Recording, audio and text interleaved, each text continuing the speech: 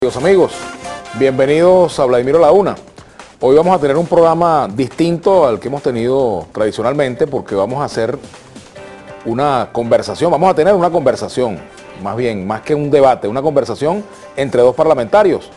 Por una parte, vamos a decirlo en estos términos, en esta esquina Jesús Faría, diputado del Partido Socialista, en la esquina roja del Partido Socialista Unido de Venezuela, Jesús Faría, y en la esquina azul o amarilla, o la tricolor, Miguel Pizarro, diputado del Partido Primero Justicia, para conversar un poco sobre la situación nacional. Y vamos a conversar, en primer término, diría yo, aquí les doy la bienvenida, sobre lo ocurrido ayer en la Asamblea, la elección precisamente de los integrantes, representantes de la sociedad, en el comité de postulaciones con miras a la elección del nuevo Consejo Nacional Electoral. ¿Están conformes ustedes con la integración de este comité? Mira, ayer, Vladimir, primero gracias por el espacio, un saludo a Jesús. Nosotros ayer en la Asamblea, después de 2 semanas difíciles, de 2 semanas donde no se había logrado construir una lista que a nuestra opinión, representara un comité de postulaciones equilibrado, que le diera transparencia al proceso y que sobre todo garantizara que el proceso se pudiera mantener de vistas a la gente, de cara a la gente. El día de ayer se llegó a una terna, una lista de 10 miembros de la sociedad civil, que fue finalmente aprobada por las 2 bancadas parlamentarias, se logró el 2/3 de los votos y ahora pasa al siguiente proceso, que es la revisión de credenciales, recibir todas las postulaciones.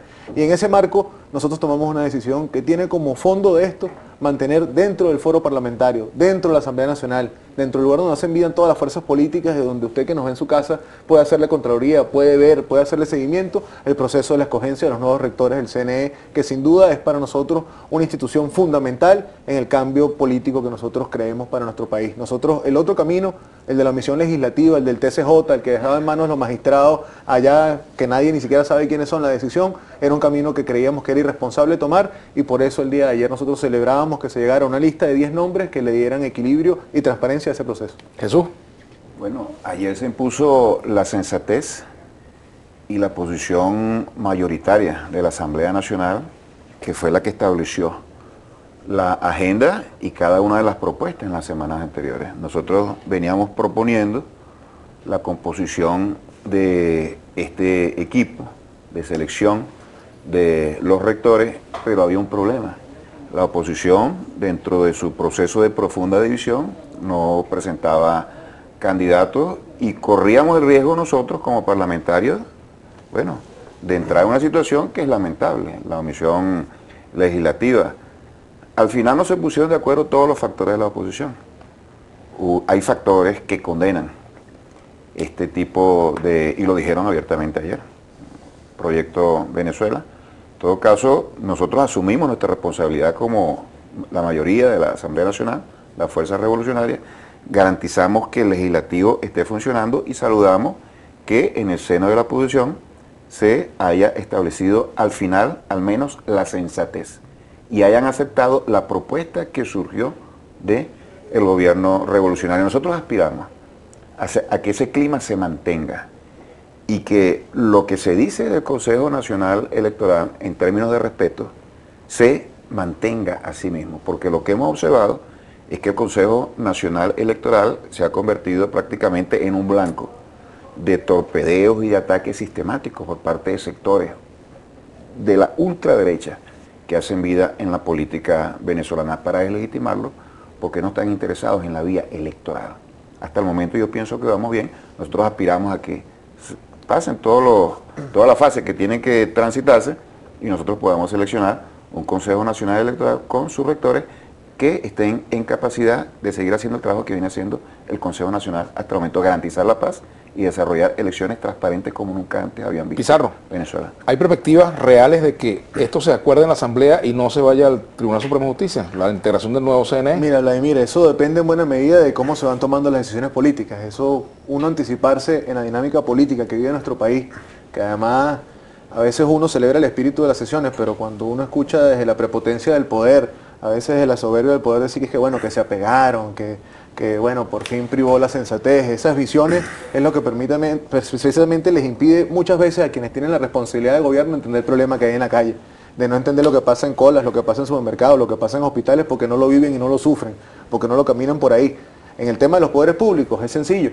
nuestro país, no ni la bancada del PSUV ni la bancada de la Unidad, nuestro país, el de a pie, necesita instituciones creíbles, confiables, que no funcionen ni a merced de un partido político ni a merced de la coyuntura política, que funcionen de cara a darle respuesta a todos los venezolanos en igualdad de condiciones, con garantías para todo el mundo, que en el tema electoral haya transparencia en todo ese proceso, no solamente en la escogencia de los rectores, sino también en las condiciones electorales de cómo vamos nosotros a cada uno de los procesos.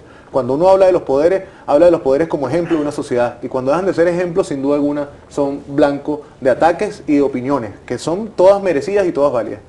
¿Es prepotente el PSUV? Mira, lo que yo creo que es una ambigüedad acá, en esta respuesta que acaba de Pizarro, porque estamos hablando de la necesidad de renovar los poderes públicos y en principio la oposición no estuvo de acuerdo cuando estábamos en la discusión, eso lo vio todo el país.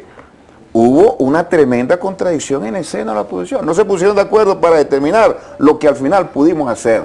¿Y por qué se pusieron de acuerdo al final? Porque iban a quedar muy mal haciendo el ridículo ante el país. Una fuerza responsable se involucra en los diferentes poderes públicos para intervenir en la selección de los otros poderes públicos. Querer aquí mezclar la situación del país con el CNE son dos cosas absolutamente distintas. Están relacionadas sí, pero son absolutamente distintas.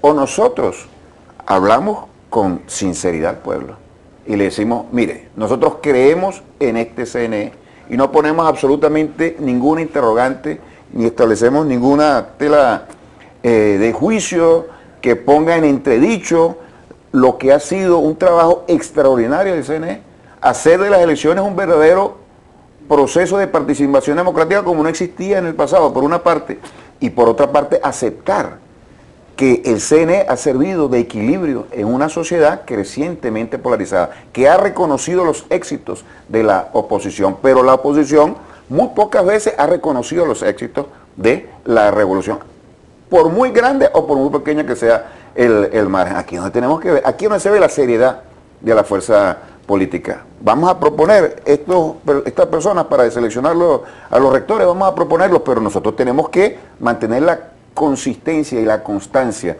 en lo que decimos, contrastarlo con los hechos. En el pasado la oposición jamás reconoció, ni en el referéndum revocatorio, ni en las elecciones del comandante Chávez, siempre puso entre ellos, siempre habló de ventajismo, siempre habló de fraude, que las máquinas estaban pinchadas, de todo eso.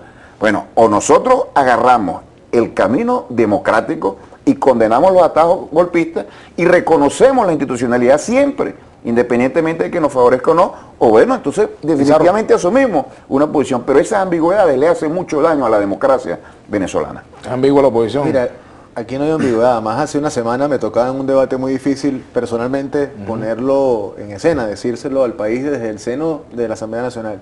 Somos una alternativa constitucional.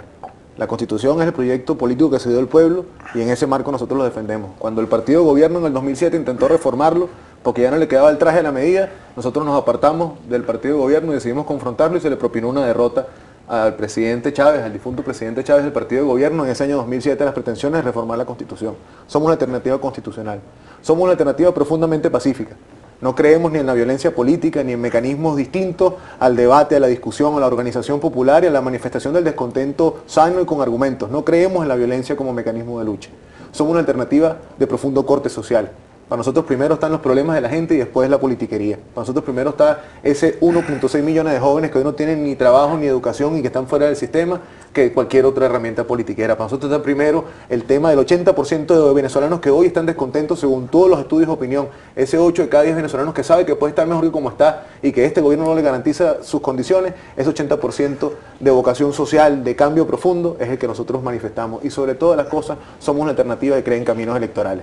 Nosotros no somos quienes tenemos los fusiles, nosotros no somos quienes tenemos los caminos insurreccionales, nosotros no somos quienes el 4 de febrero intentamos tomar el golpe por el camino del poder, por el atajo del golpe.